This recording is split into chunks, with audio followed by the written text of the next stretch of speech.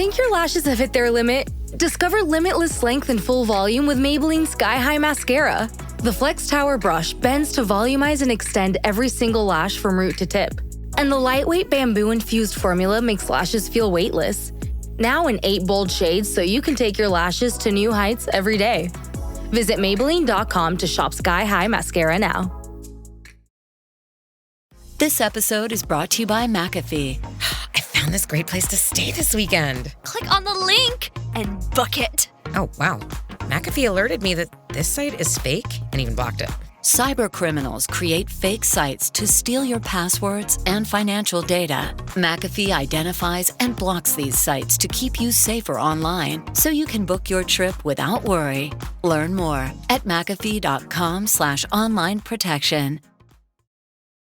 This episode is brought to you by Greenlight. Get this. Adults with financial literacy skills have 82% more wealth than those who don't. From swimming lessons to piano classes, us parents invest in so many things to enrich our kids' lives. But are we investing in their future financial success? With Greenlight, you can teach your kids financial literacy skills like earning, saving, and investing. And this investment costs less than that after-school treat. Start prioritizing their financial education and future today with a risk-free trial at greenlight.com/Spotify. Greenlight.com/Spotify.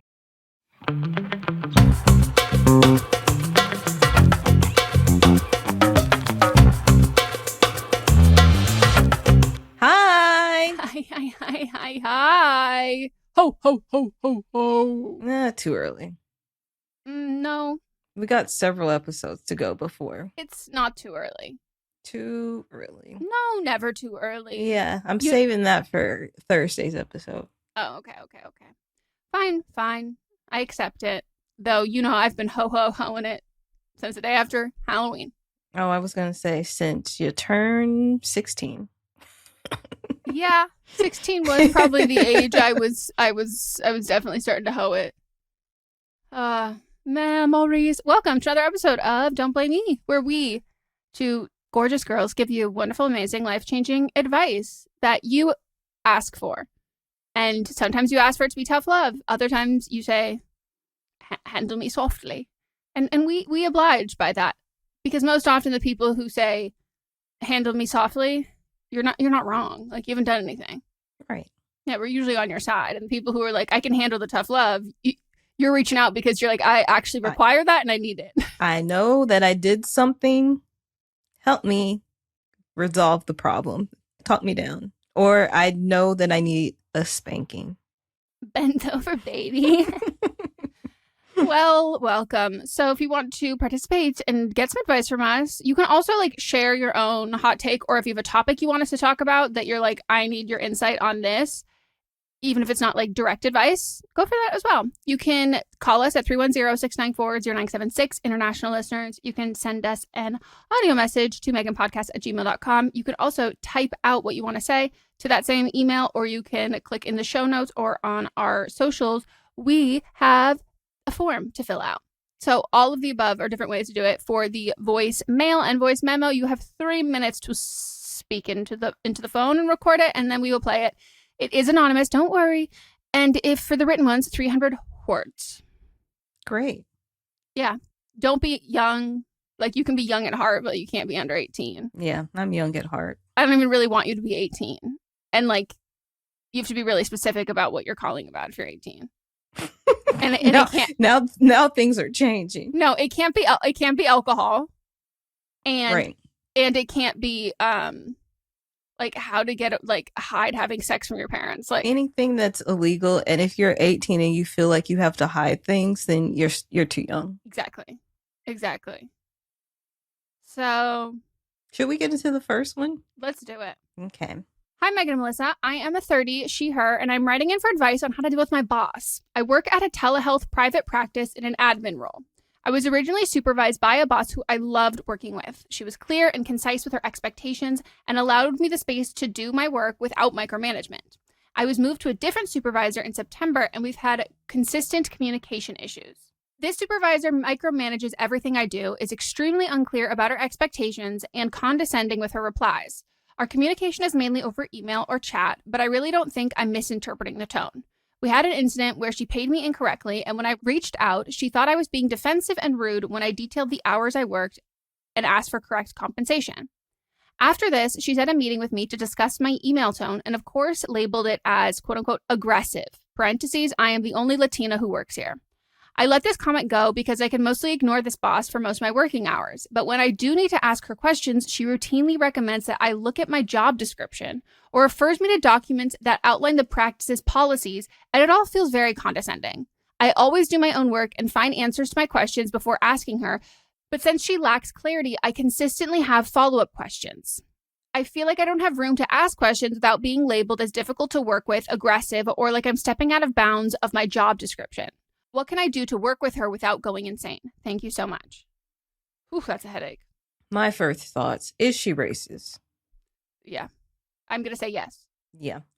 And then my second thoughts is I have worked in a environment. This was my first job out of college. I worked in an environment where I was the only person of color in the whole office. I was the only Black person there. And it was all women. It wasn't medical, but it was health adjacent type profession. And is this the job I think it is? I don't know. What job? Like the gym health vitamin thing? It was health and vitamin, not the gym one. That one I was still in college for that one. But they treated it like we were working at a doctor's office. We had files. I remember. We had to chart and everything. And I got the same type of complaints. Yeah. They didn't properly train me. They just kind of threw me in there. I would hear one thing when I was in like private meetings telling me how like great I was doing, blah, blah, blah. And then when we would get into our like monthly team meetings, it was like that meeting never happened. And they also would say that like I was aggressive, but there were people that came in specifically asking for me, and that also pissed them off.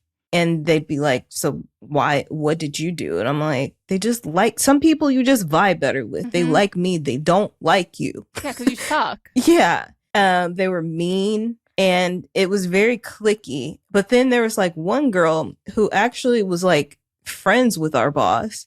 And she would talk bad about her behind, like, one, she lived in, like, she didn't live, but her friends lived in the same complex that I lived in. And so, like, she'd see me. I don't remember ever seeing her, but she was like, we were always like, why didn't you come hang out with us? I was like, because it was like a fourplex. And I was like, I don't know you. And I don't even remember you. But then she would like we'd go out to lunch and she'd be talking bad. I'm like, I'm not going to talk bad about her because she's legit your friend. So you could go repeat things back.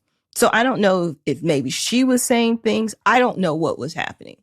It was just a place where I did not feel comfortable. I've also heard things about like my tone in emails too. But I'm like, it's an email. I have such a hard time with that. Like in DMs when people are like, whoa. And I was like, I'm sorry because I must have misread your message because like I didn't read your message as aggressive. But if you're reading my message as aggressive, then I'm like, then was your message aggressive? Because like right. I will do my best to match other people's tone. And then when they get upset about it, I'm like, so you were being passive aggressive? Like, it's just so fucking confusing to me. Like, if I have a problem, I'll tell you have a problem. You won't have to guess. Yeah. So I would say like, hey, these are the lighter tones that I've learned to use. I think then I come off fake, but in this position where it makes other people feel more comfortable, then this is what I'll do. I'll say like, hey, just for clarity, hey, how are you doing? Like starting the emails with pleasantries, like, how are you doing? How was your weekend? How's it going? I was just unclear about something, so I just wanted a little bit of clarity. Adding just in things softens stuff for people. Again, not grammatically correct, or I think it makes you come off weak. Sorry, but that's how I see it. No, but, it's like, it's also like for me, if I'm intentionally doing that, like if that's my instinct to do that, not like as a course correction like this, my instinct doing that, I'm being passive aggressive. Yeah. So like the idea that you want me to do that, I'm like, so you're interpreting me being totally normal, like even like not upset, just being like asking for what I need or saying whatever. You interpret that as negative. So you'd actually rather me do what I do when I'm being passive aggressive. Okay. Okay. Yeah. So just being as nice as you can, using as soft language as you can. I also do the thing where like I'm just trying to show you the facts of what happened, like with your information about not being paid correctly. And it also, that to me seems like she fucked up and didn't think you were going to catch her mistake. Yeah. And then she got defensive because you called her out on it. Like, why would you be mad at an employee for wanting to be compensated? Because at the end of the day, you can get sued. Yeah. And I agree with all of that. I think the things I would add is being like putting the ball in her court more, because I think she's racist, and I think she also does not. I think, like Melissa said, like when you do a good job, those people get even more mad at you. Mm-hmm. Like when you are like not even just competent, like you can be competent at your job and they're upset because she's racist. And so she has these ideas of perceptions of how you should be and how you should behave and what you should achieve. And when you don't meet that, it makes her even more angry. And so I think like putting the ball back in her court of being like, hey, I have a clarifying question about something. Let me know when you're free. And so not being like, not loading all of those questions like in the email, giving her the agency to pick when she can tell you. And then you have a paper trail of being like, hey, if this isn't done in a timely manner, I did in fact ask her when I could, when she could come to me and do that, or when we could, whatever, figure that out, giving her a sense of control. And then if she does not follow through with that, you already asked. Like, that's not on you anymore. And like the same thing with being like, hey, like what, like, please let me know the next steps, or like, let me know what you need from me. Let me know this, X, Y, Z, or whatever, if there's things like that. But I also wonder with her thing of like telling you to like look at your job description, which is like so fucking rude. Like, does she think you are going out of your scope, or does she think that you should be able to do these things without her clarifying anything? And then if it's she thinks you should be able to do everything and figure it all out without her clarifying anything, then I would also ask and be like, hey, I know you're super busy. Like, you've got so much on your plate. You do so much here. This place couldn't keep running without you.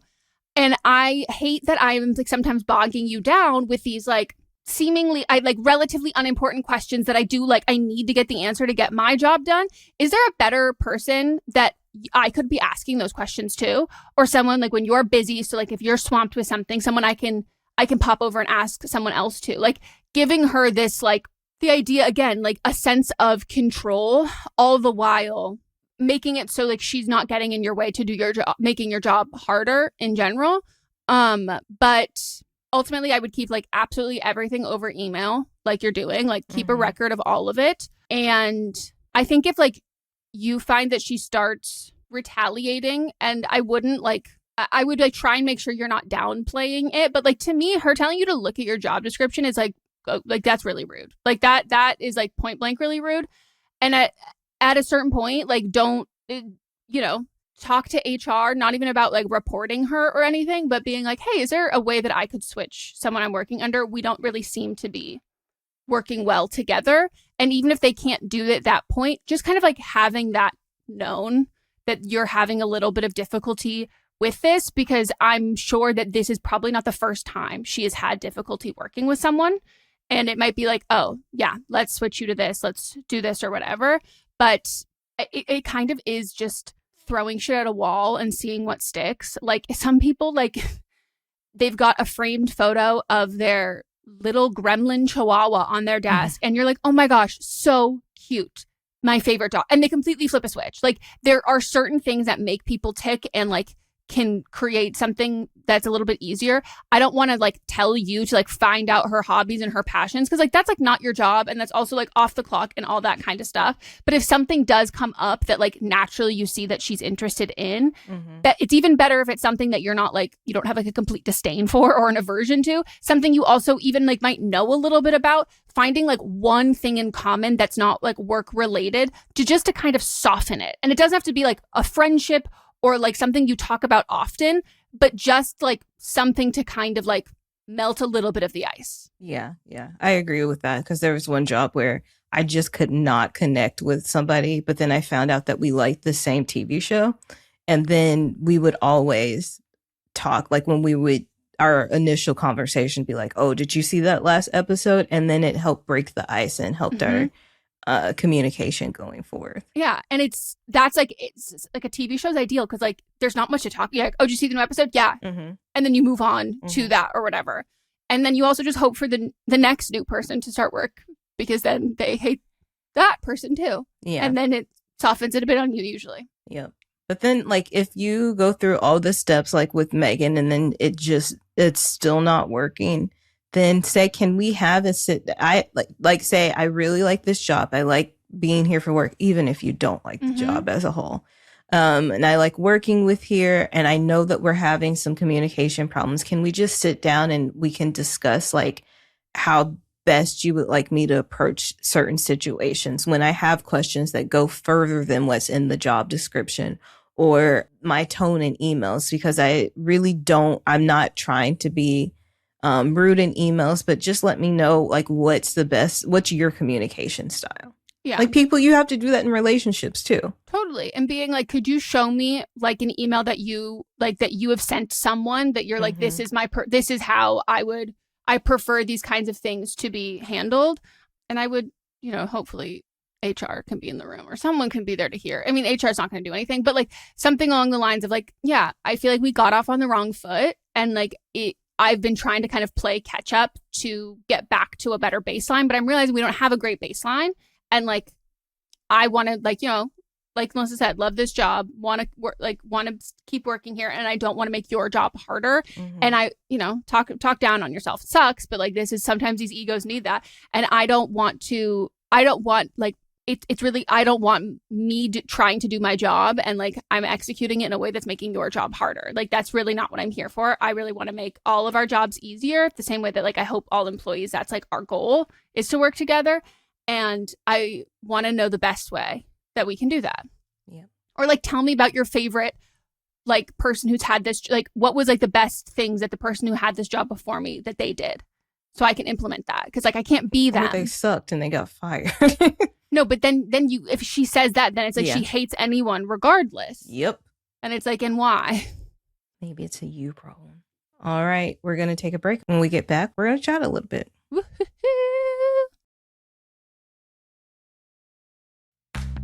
This episode is brought to you by Progressive Insurance. Do you ever think about switching insurance companies just to see if you could save some cash? Well, Progressive makes it easy. Just drop in some details about yourself and see if you're eligible to save money when you bundle your home and auto policies. The process only takes minutes, and it could mean hundreds more in your pocket. Visit progressive.com after this episode to see if you could save. Progressive Casualty Insurance Company and Affiliates. Potential savings will vary, not available in all states.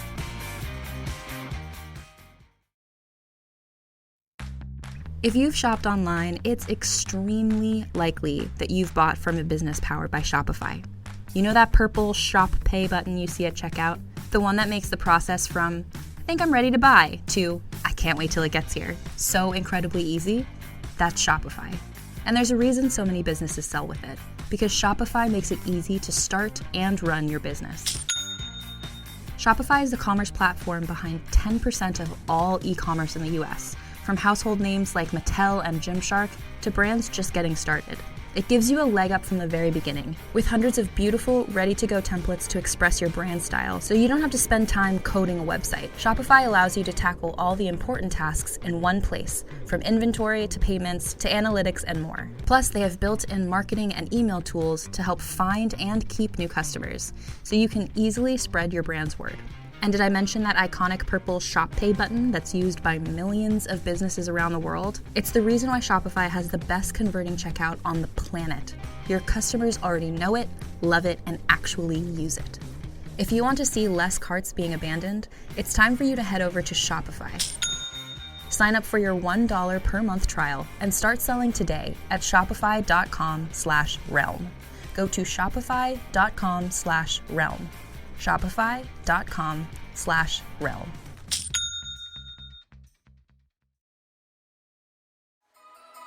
When the holidays start to feel a bit repetitive, reach for a Sprite Winter Spiced Cranberry and put your twist on tradition.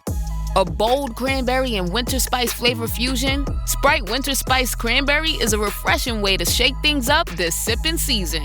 And only for a limited time. Sprite, obey your thirst. We are back from our break. How's your week been? Well, I did something you didn't want me to do. What? I didn't take your advice, and for the first time ever, I'm glad I said ignore. What? We got the light that you think was too big. Okay. And it looks phenomenal. Okay. But how is it like height-wise to you and Mott's? We can both stand under it if we needed to. Okay. It's not like I think it's like 7 feet high, over more than that. Maybe it just looked off in the camera angle. I was having a really hard time trying to convey that because every time I was on the camera, I was like, this makes me look like I'm huge, like in my house. Like, this makes no sense. Okay. Well, maybe it was just the camera perspective. I just don't want to say that I was wrong. I will say, shout out to Kismet House. A lot of my followers were responding, and like some people who've given me like interior tips before. So I'm like, okay, I trust this person. Or people who have like public profiles and like their house or their apartment looks really cute. I'm like, cool, I trust you. And so I'm like kind of like ranking the votes in my head because I'll be real, some of them are way differently. If you have a private profile, we've never had interior decoration stuff. If you're not telling me what I want to hear, I'm actually not valuing your opinion as much. And I still want your opinion though. It's a numbers game. And so I'm like going through that, and then you message me like, I think it's too low. And I was like, fuck, because I'm ranking your vote higher than a lot of these other people. And I'm like, shit. But then Kismet House, who is an Instagram, she's one of my mutuals, does home interior content. I would all this hope stuff. so with that type of name. Yeah. Beautiful home. She responds, it's totally fine. Get it. And I said, I'm ignoring everybody fucking out. And I literally told her. I think the way that you had drawn it, you made it like a little longer than it actually looks. So that was it. We were still also like up in the air, like wondering what it was going to be like when I had like Mott's like holds it up on the ceiling. Like I used like painter's tape to kind of like gauge the size. But the issue is like it is a chandelier. Like it's like a pendant. Like so it has like what I think you literally call it the swag. The chains. Yeah, the chain that drops down, and it's not like a semi-flush mount or a flush mount. Like it doesn't just, you have to use the chain. And depending on what kind of, like, depending on the specific light, there's a certain amount of like minimum chain you have to use and maximum chain. And I was like trying to figure it out, but I was like, I can't totally tell because it is in fact a dupe of a dupe of a dupe. So I was like, I don't really know if this is like how low it's going to make it go. The TaskRabbit came and was like, no, I was like, I want like no chain. And he was like, okay. Yeah. And I know exactly what you mean because when I was at my old place, I absolutely hated those ceiling fans that were in there. Yeah. And I was going to change them out before I had to move. But yeah, I understand what you mean. But so I was like stressed and I was like, oh God, I hope. And I am like, when we have like a TaskRabbit doing some home thing, I know that like they don't want me to like sit there and just watch. Yeah. So I'm like, if you need me to move something, you need me to help with anything or whatever, hit me up. I'll be over here. And so Mons was like, knocks on the door and was like, chicken, like, he's done. And I was like, how does it look? And I walk outside. I was like, oh my God, it's perfect. Like, this is totally, it works so well. It ties the room together so nice. Eventually, we do want to put it on a different, we have to like make a new, I don't really know how electricity works, a new outlet switch for it. So like we have one breaker, that's the thing. And then we have like 2 outlets for that. So like 2 switches. So like one does the can lights, which this light's attached to. The other does these sconces. All of these are hardwired. So ideally, it needs to be split. Well, yeah, ideally we want to split the can light one. So then we have one that just turns on the center light, which is like not like that hard. I don't want to do it right now, but it like looks gorgeous. And I'm like, I'm loving the Christmassy vibes in there, and it just like makes me want to. It's inspiring me to do like so many other things. I was like, wow, yeah, it looks maybe really I should good. Work on the other rooms that have like nothing done to them. I heard that, but it's gorgeous, and I'm so happy. But now I have this fat paper chain, and I don't know where to put it. Can you just drape it over like the mantle? It's too big. No. Can you just put it on like your dining room table? Like our table runner? Yeah. I'm just trying to. Where else Honestly, are you going to put it? I think I might try putting it on the wall opposite of the fireplace, but we'll see. Okay. But I've been doing a good amount of crafts, watching a lot of Christmas movies. But yeah, I had inspired.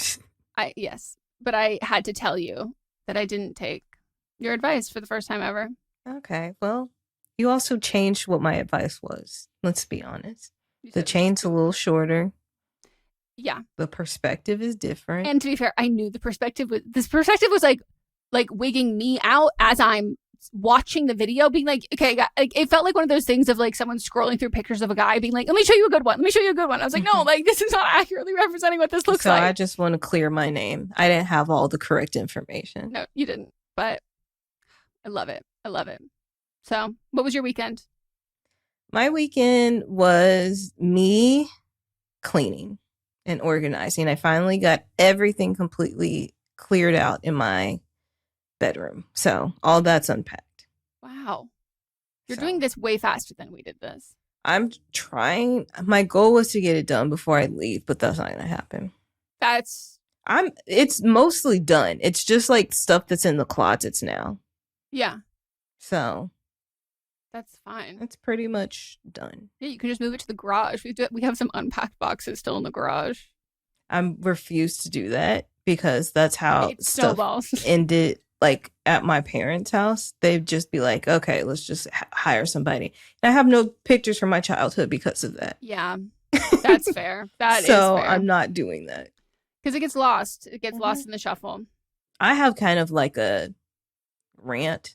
Oh, rant away. What happened? So this actually happened while my mother was here. Nothing of her fault. But we went to the Korean spa, as we usually do.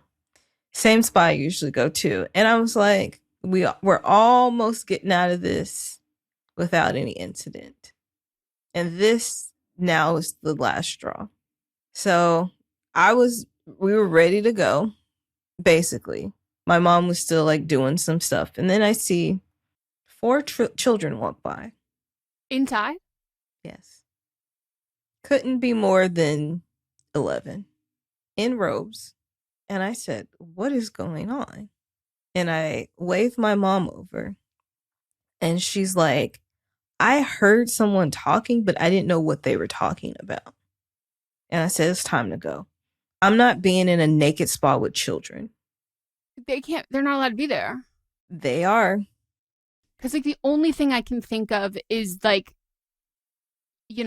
an emergency happened at school. The people who own the spa, their kids are there, and like a transition period between like moving from one thing to whatever. That's like, so it's. I mean, I would be uncomfortable if it was like kids using the facility, even if it was their parents' place. But like, this is a guest. These are patrons, and they know that because they got them. I'm assuming tiny robes. Yeah. So my mom's like, I was in the spa with the lady who, she was like, basically put her cat in front of my face. And I said, oh. Welcome to the spa, mama. But it was like, my mom was like seated on like a lower area and the woman like got directly in front of her. Oh. And then I was like, okay. And then she was like, yes, she was talking to somebody that was like around your age. So it was her daughter. Mm-hmm. And she was like, yeah, we brought the girls here because like, they've got to get used to being naked. And I said, yeah, they can get used to being naked in gym class with people their age.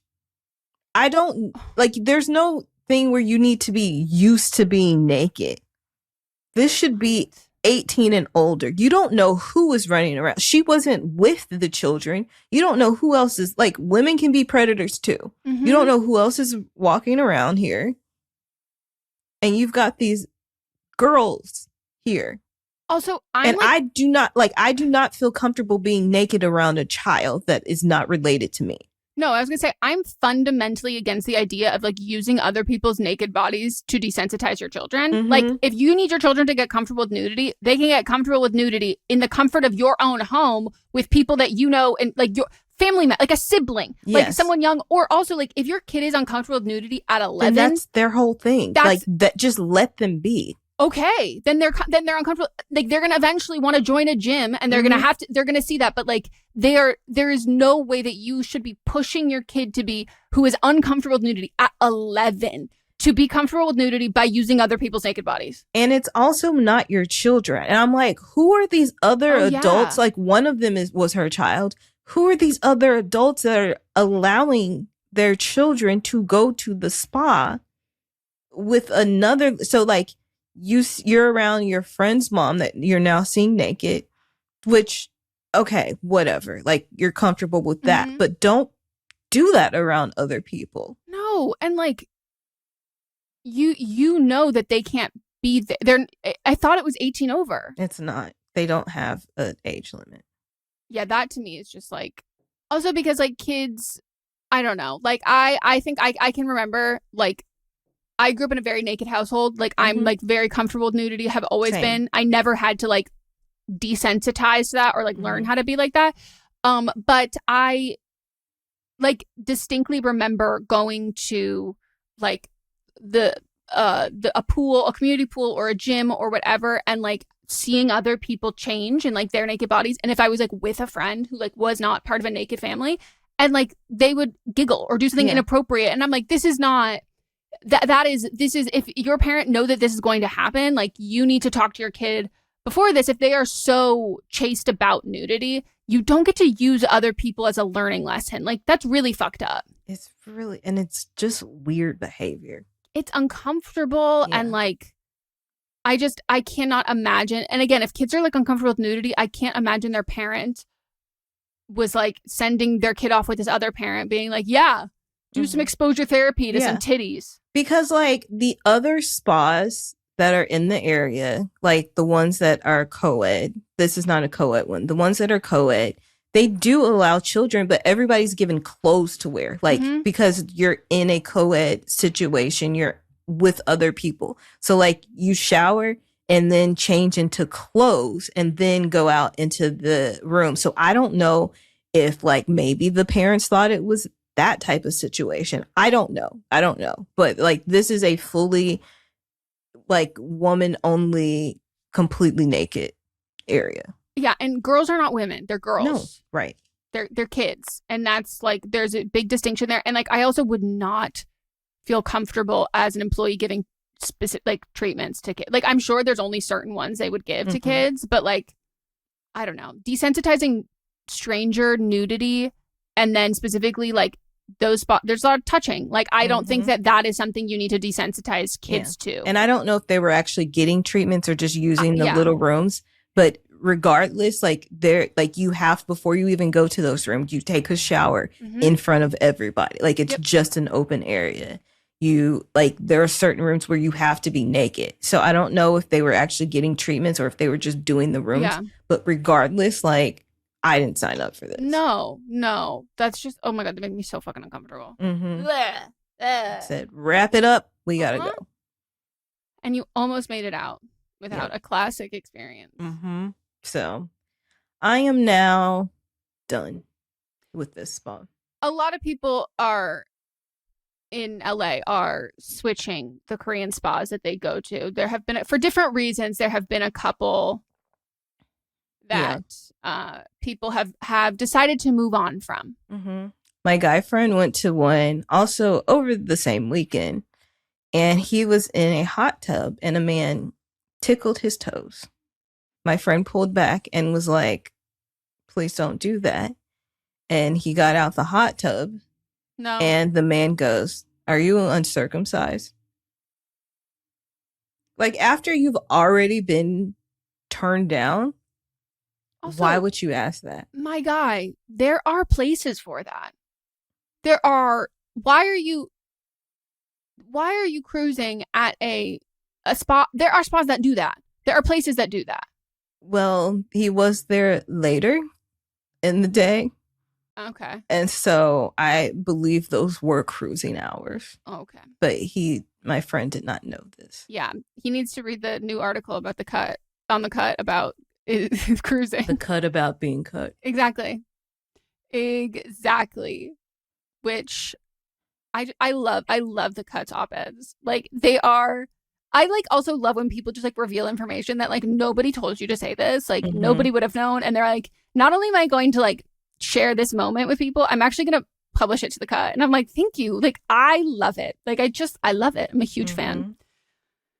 So, yeah. Anyways, tough time. Tough fucking time. Yeah. So we're going to take a break, and when we get back, we'll give some more advice. Introducing Meta Ray-Ban Display, the world's most advanced AI glasses.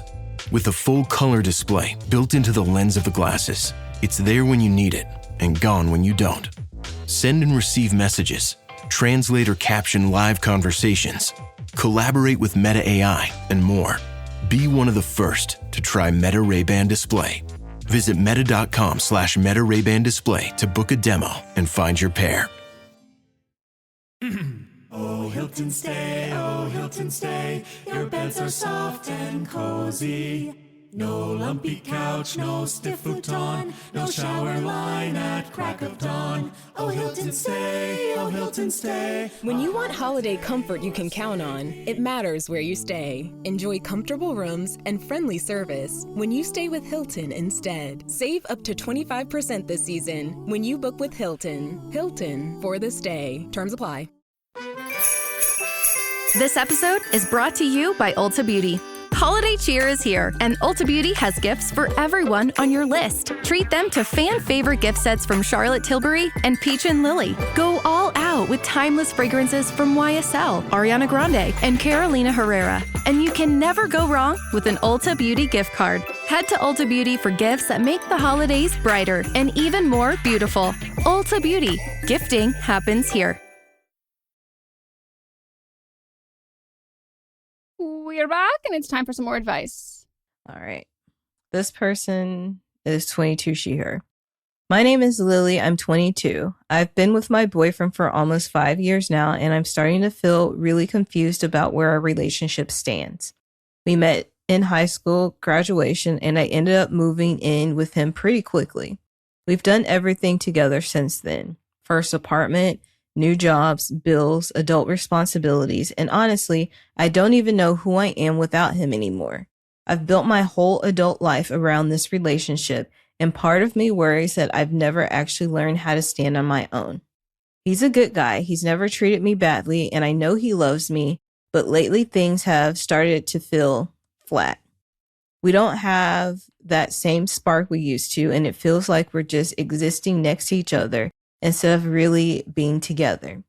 He used to be great at showing affection, but now it feels like we're stuck in a routine.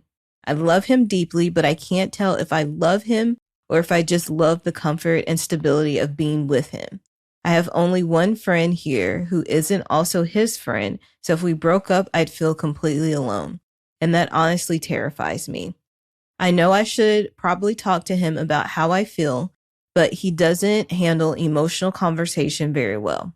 I'm scared that even bringing this up would end the relationship completely. So I guess I'm asking, how do I figure out if I'm staying because it's love or because it's familiar? Should I try to reignite what we had or start learning who I am without him? I'd really appreciate your advice.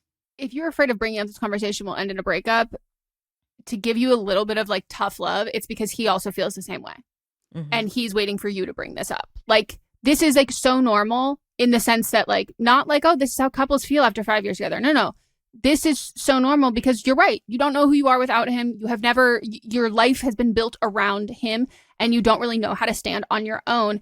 And that is not a fleeting feeling or something that like you'll figure out while you're in a relationship. Like, that feeling will only grow louder and stronger and be even more overpowering. And chances are he also feels that same way. And like, neither of you should be settling for each other, because it's not even just like, oh, I'm settling for this other person. It's like, I'm settling for being stagnant, and like my final Pokemon of evolution is like me at 22.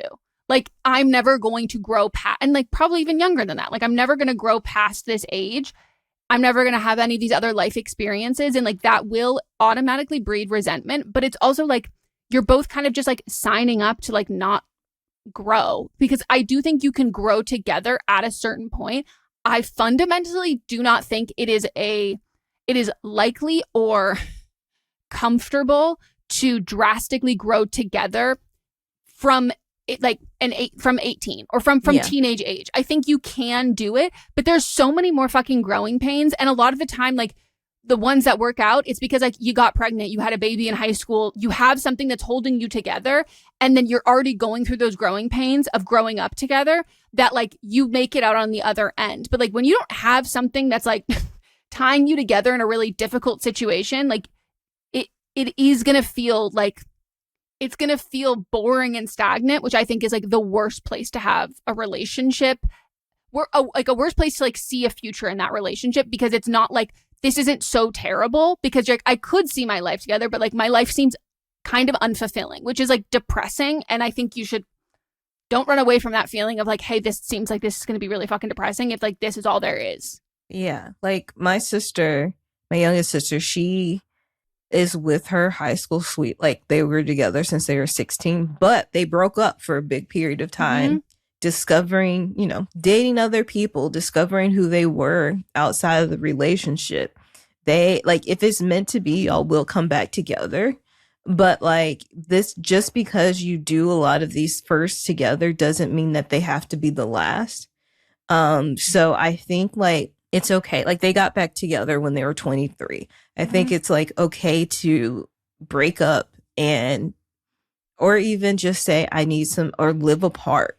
Like if you don't want to actually like break up, or like you have this conversation and he's like, I'm happy. Well, I'm not happy. Just because he's happy doesn't mean that you are also happy, which you've told us that. But like you need some time to figure out who you are as a person. Like being 22 and just jumping like into being an adult is scary to me. And I'm saying this as somebody that's on the complete other side. Like I'm so far away from that. And so like I just like, I think about my life at 22 and I would not call myself an adult at that time. And I know like going through different life experiences, people mature at different times. But like for me, 22-year-old me was not somebody that was an adult at all. Yeah. And like, there's something that I think gets like heavily romanticized about like growing up together. Like that's really hard. Like there are people who like you start dating like really young and you go through like all of this kind of stuff to kind of get out on the other end. And then you have people who like meet someone in their 30s and like it's a lot easier. And like neither one of those like parties are like happier than the other, but like it took a lot. Like some of those people, like all of the trials and tribulations that they had, all the growing pains happened with one relationship versus having all of these other relationships, all these other interactions and like things that teach you these lessons that you like, you don't like, you can be like, hey, I learned a lesson and I can walk away from this. But like, there's just something that like the growth will happen regardless. But like, that's why I think like it has to be other forces that are like holding you together in a way like, and like even same thing with people who grew up in like really strict conservative religious households and that kind of stuff, like where it's like, yeah, those people might have gotten together like really young and the circumstances like were not ideal looking back on it and they made it out through the other end. It's not usually in a way that they would recommend it for other people, because like you have to sacrifice a lot of yourself to do that. You have to be, I think growing inherently is selfish. And if you are doing that with the person who you like, this is my life partner, this is my person. If you're going to do like 100% of the growing that you need to do from adolescence into adulthood, you can't be as selfish. Like it is. And if you are, you have to be with someone who's like either okay with being walked all over or someone who's going to be equally as selfish back. Like it just becomes toxic. And I think you having all of this awareness of all of this and like recognizing these things, that voice will never quiet of like, I don't know who I am without him. And I think it's like a lot of people don't realize that until the relationship is done. And like, they're like, oh shit, I don't know these things about me. I don't have any of this kind of stuff. And playing house can be fun when you're the only ones of your friends like doing it. And then like you get older and people are like settling down with other people. They're and there are different stages in their life that they've already lived all this other life and they've gotten to the stage that you're still at, and you haven't been able to experience the rest of it. So like, I do think like skipping the line and cutting corners and that stuff is not all it's cracked up to be. And there's so much more out there and so many more opportunities. And like Melissa said, like if it really is meant to be, you'll find each other again. But I think like being so worried that if you even bring up this as a concept of an issue that he will end it, it is because like deep down you know that he's also feeling the same. He's feeling the same way, or he's like wildly vindictive and like controlling, that like the idea that you would have any sort of like desire for agency outside of your relationship and independence is like incredibly threatening to him. And like that to me is like you shouldn't ever get back together, and like you shouldn't be with him actively. Mm-hmm. But I like love this for you. Like I love this realization for you, and like you're gonna like, yeah, and you've got so much life. Yeah. Go have your whatever version of Rumspringa this is. Yeah. And then you decide at the end. What do I want? I want to watch that show again. I loved that show. I was like, TLC, you really did your big one with that, because we all wanted to know. So. All right, we're going to take a break. The McDonald's snack wrap is back. You brought it back. Ranch snack wrap. Spicy snack wrap. You broke the internet for a snack. Snack wrap is back. Ba-da-ba-ba-ba. In Walmart's Nouville, time was ticking away. Only a few nights left till the big holiday. But last-minute gifters had no need to worry. Walmart Express Delivery got their gifts in a hurry. From Nintendo to Nespresso and Lego flowers, they could check off their lists in as fast as an hour. All of Nouville, East, West, South, and North, could order gifts up until 5 p.m. on December 24th. So this holiday, just do as the Who's do. With gift delivery this fast, they all gasped. From Walmart? Who knew? Subject to availability, terms and fees apply. This episode is brought to you by Casamigos Tequila. What do you bring to a holiday party? Simple. A bottle of Casamigos. Because nothing gets the party started like a Casamigos margarita. Which isn't just for summer. In fact, it's the perfect pour all year round. Casamigos is the gift that always feels right. Because anything goes with my Casamigos. Please drink responsibly. Imported by Casamigos Spirits Company, White Plains, New York. Casamigos Tequila, 40% alcohol by volume. We're back from our break, and if you know anything about people in Los Angeles, and specifically these two people, we are a city who loves a car chase. We love a car chase so much. Now, what I didn't know is that there was another option for me to love, which is a plane landing on the freeway. Why is this happening so much recently? I'm so confused because I didn't know this was a possibility until suddenly it just now it just keeps happening. Repeatedly. So in Florida, it was in Brevard County, the I-95. A plane lands on the freeway. It's dusk, I would say. No, dusk is the night one, right? Dawn first. Yeah, dusk. It's like, yeah, I'm going to say it's dusk because like it's dark, but there's no street lights and like the sky's like blue still. It's not like dark. And that's like a dangerous time to drive in general. So there are cars on the road. It's not standstill traffic. Like there's space between them. This plane lands seemingly. I was like, okay, I'm taking offense to this. The plane could have slowed down a little, or like maybe it needs a horn to like let the car. It lands on top of a car. The car is fine. I mean, not fine. The person who was in the car was transported to the hospital with like minor injuries. But of course, the pilot and the passenger in the plane were completely fine. But this person is like, has their dash cam footage from behind. They're like talking to someone either on the phone or in their car. And they're like, wait, what the hell? It comes out of nowhere. There's no sound. There's like, it literally is just, it's like a hover. It's like a fucking UFO level of just like, it just slides into frame and it's just right there, landing there. Which then led me to Mott saying, do you ever hear about Harrison Fords? And I said, what? Oh, yeah. This happened in Venice. No. That's what he said. And I said, au contraire, this man has not gone 5 years without having one of these.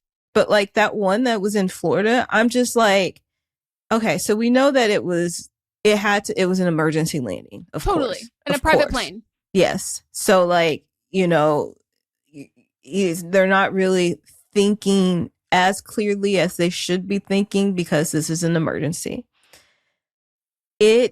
As far as like, they couldn't like slowing down a little. I understand like they really couldn't do it, but like why wasn't it making a noise. That's what I don't understand. No, and now I'm afraid because like I would have thought if a plane was making an emergency landing on the freeway and I'm driving in my car, I would think that I would be able to hear it before I see it.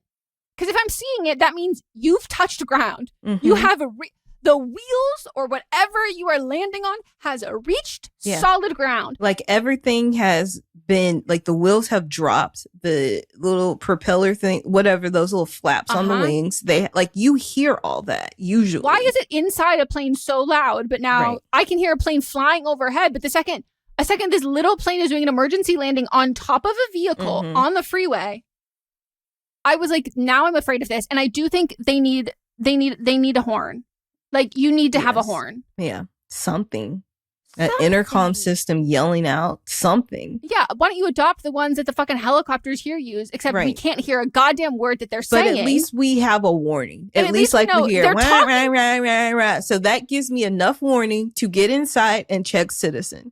No, that's literally all I do. It sounds like Charlie Brown. And I go, I don't know what they're saying. But if they're talking, that means I'm supposed to listen. Can't listen? Go to Citizen. Yeah. I will go to Citizen and try and figure out what they're saying to me. And it's usually, please stay inside. And then sometimes when I remember I was like standing out there trying to listen to what they were saying. And I was like, I can't fucking hear it. And I was like, okay, I'll check Citizen. And I go inside and it was like, emergency, lock all your windows, close the blinds, shut the doors. And I was like, oh, here I am Somebody's squinting. in the backyard jumping. I'm like squinting, being like, what are they saying? And they're like, get inside, bitch, get inside. But my God, I was shocked. And then finding out that like Harrison Ford, Mats was like, he landed at Penmar golf course in Santa Monica. Golf course, a golf course I've been to. And at the time, someone we know was living there. So I was asking her, like, did you hear? She had no clue. No clue was happening. I was all over this story. I didn't even know it had happened. Mods told me. And like, so the most recent Harrison Ford incident was in 2020. But like, he straight up has not gone, like, since he got his private plane license, like, he has not gone more than like 5 years without an incident. That man is too old to be flying a plane. And that may sound ageist, but he's gotten into so many plane crashes. Stop letting him fly. Like, after the first one, you should have your license taken away. Well, my question is, like, if there's an age limit to flying a commercial airline flight, there needs to be an age limit to flying a private airline or even, like, not even like a private airline, flying your own personal aircraft. Like, even if you're the only person in it, you, like, if it's like, maybe like, your airspace rights like decline as you age. So like, you know, it could be like you can fly a commercial plane. Okay, you can fly a plane that has less than like 20 people. Okay, you can fly a plane that has 3 other people and they have to sign a waiver. You can fly one other person and they have to be related to you. And then you can only fly yourself. And then at a certain point, like, now you can't. But I agree, like, if you don't have to fly a plane, like, this is a hobby and like this is for fun. Nobody like needs you to do this. And so like you having this like, oh, it's just like kind of like a slap on the wrist, like over and over and over again. And also like, I guess the other thing is like big fines, but like seemingly he hasn't had to pay any of those like fines. And like, do you make the fines more expensive for celebrities? But like, I don't know why he's still allowed to fly a plane. Like, what's his health insurance? Like, I just think about your insurance of your plane, your personal health insurance, your life insurance policy, what your agents say about this, like what productions you're on say about that, because like you're not supposed to do shit like that while you're And the thing is, I think because as famous as he is and kind of like getting him now to act in things is like a get, like you get Harrison Ford, that's huge. I don't think they care. No, I don't think so either. And like, I think that this man is begging for boundaries. Like, I think this man needs someone to tell him no. I think he needs someone who like with a strong personality to like put him in line. And I think that's what he's been begging for. And I think everybody kind of just like bowing down at his feet is not great for him. And I think he needs structure, and he needs structure on the ground. But he had a crash in 2020. And I was like, I'm sorry, during the pandemic, they let you up in the air. And why are we doing this? There's these new like glider type planes that you don't have to have a license of any type for. And I saw these because this man on TikTok was flying one with no shoes on. Oh, you the see one where his you little run? toesy. No, it's not even a run thing. His little feet are out. Like there's a manual stick, and he lives in the middle of nowhere, and he'll go to like his friend's house that's down, and then sometimes his friend also has one of these planes and will join him. And I said, how is this allowed? There's a motor. Wait, you don't have to have anything. I thought you meant the ones that are like the parasailing ones, where like you run and you catch speed from the air, and you have like a backpack on. Nope. Is it these things? These are the ones that look like Okay. No, there's like no top to them. What? Yep. You're exposed to the element. Uh-huh. Imagine a bird just hits you in the face. Right. Here it is. I found one. Personal airplane. No license required. Wait, that's so scary. Here, I'm going to send it to you. We'll have the link here in the description. Don't let the kids find out about this because they're already obsessed with e-bikes. Oh my gosh. They are driving those little e-bikes all up on sidewalks. There was a meetup. Where was I? Wait, Melissa, this looks really scary. Yes. I'm afraid of people who like, I don't have the same adrenaline gene as other people. Like when I skiing, like certain things give me adrenaline in a way that like I enjoy, and other ways like I don't. So like a sports way, I don't have that. Like with skiing, like going down, like I don't have adrenaline there. People who like get adrenaline and enjoy this kind of thing, like I'm like concerned, and I do think that like I'm not for like, especially our current government, like being like too involved, but like I think the public deserves.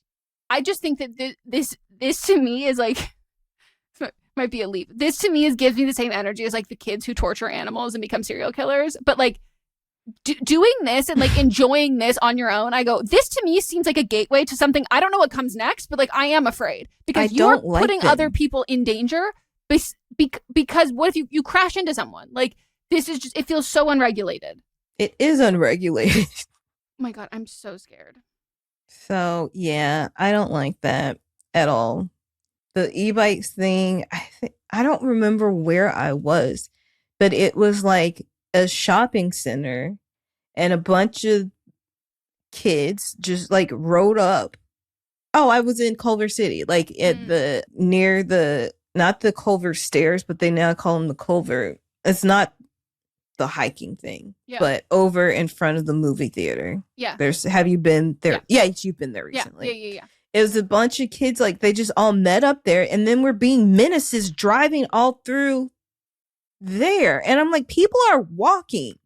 No, and what like, are you doing? They and go then like 30 miles an hour. That's a car. I was in Hollywood a couple days ago, and they were speeding down the street and doing like wheelies and stuff. And I said, what are y'all? I sound like the old man, but like, I just want people to be safe. Oh my God, yeah. And like, I just watched a TikTok from an ER doctor about how, basically being like, we've seen more, this has been like the biggest cause of like injury that we have seen with young people, but like people in general, like whether they were driving it or they got hit, but specifically for kids driving it, being like, don't buy it for your kid. And like, if you insist on doing it, and if you do, you have to understand that like it needs to be the same level of operating a car, but beyond that, like it's not a bike. They shouldn't be calling it an e-bike because you can't, a bike helmet isn't sufficient. Like to the level of the speed that it goes. And I think they even said like the height and the weight of the e-bike, a bike helmet does nothing. So like it has to be like a motorcycle level helmet or like more protective gear, but like kids are treating it just like a regular fucking bike. I'm like, what? And I just think it's crazy because like we already hated e-scooters, and now we're like, what if we just did e-scooters with bigger wheels? No, like this is so bad. It's so bad. I hope places start banning them specifically in general, but like I really hope they start banning them for kids. Yeah, agree. I just looked up that little plane that we were talking about, and you purchase it in kits. No. So you have to put it together. You can hire somebody to put it together. That's $4,000. But like they sell it as kit. Very cool. So not only are you DIY learning how to stop, not are you DIY learning how to fly this plane, how to land this plane, but you're also going to build it yourself. Yep. With the same level of care as like a bookshelf that you put one thing on it and it collapses. Cool. Very cool. Well, now I'm just going to be looking up in the sky all the time. There's no way you could do that in LA. We have way too many fucking helicopters. I feel like Harrison Ford would. Yeah, but I feel like he'd like have like a house in like Wyoming where he goes to do it. Like there's too much shit in our sky. Also, there's parrots. There's also big birds. And if you're Soraya, eagles. There's just eagles flying everywhere in America. According to Soraya. Yeah. Which is like not a bad assumption because like our eagles are like our whole thing. But like it is funny that I'm like, yeah, no, that's... You can't even touch eagles here. No. They're a protected species. Most time people, the only eagle they've ever seen is an animal exhibit. Most of the time it's stuffed, it's dead, or is it a sports game? Right. So, you know, it's what it is. All right. Thank you for joining us. Tune in on Thursday for, what's the movie called? Secret Santa? My Secret Santa. My Secret Santa. And it's the new one on Netflix because we do have to specify because turns out, I guess there is like no owning of IP in Christmas movies because there are about 17 Christmas movies all named the same thing. So it's recent. It's starring, well, unfortunately not starring, Tia Mowry's in it. Yeah. All right. Bye. Bye.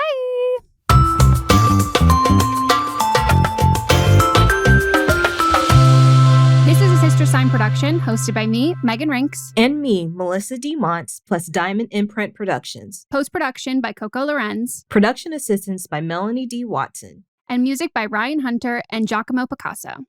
Hey, Ryan Reynolds here. Wishing you a very happy half-off holiday because right now Mint Mobile is offering you the gift of 50% off unlimited. To be clear, that's half price, not half the service. Mint is still premium unlimited wireless for a great price. So that means a half day, yeah? Give it a try at mintmobile.com/switch. Upfront payment of $45 for 3-month plan equivalent to $15 per month required. New customer offer for first 3 months only. Speed slow after 35 gigabytes if network's busy. Taxes and fees extra. See mintmobile.com.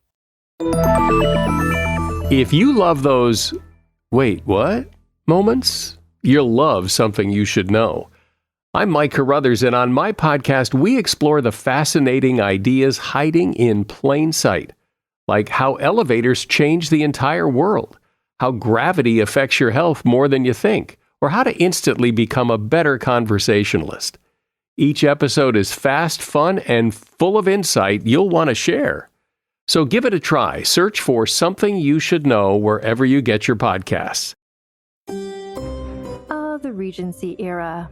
You might know it as the time when Bridgerton takes place, or the time when Jane Austen wrote her books. But the Regency era was also an explosive time of social change, sex scandals, and maybe the worst king in British history. And on the Vulgar History podcast, we're going to be looking at the balls, the gowns, and all the scandal of the Regency era. Vulgar History is a women's history podcast, and our Regency era series will be focusing on the most rebellious women of this time. That includes Jane Austen herself, who is maybe more radical than you might have thought. We'll also be talking about queer icons like Anne Lister, scientists like Mary Anning and Ada Lovelace, as well as other scandalous actresses, royal mistresses, rebellious princesses, and other lesser-known figures who made history happen in England in the Regency era. Listen to Vulgar History wherever you get podcasts.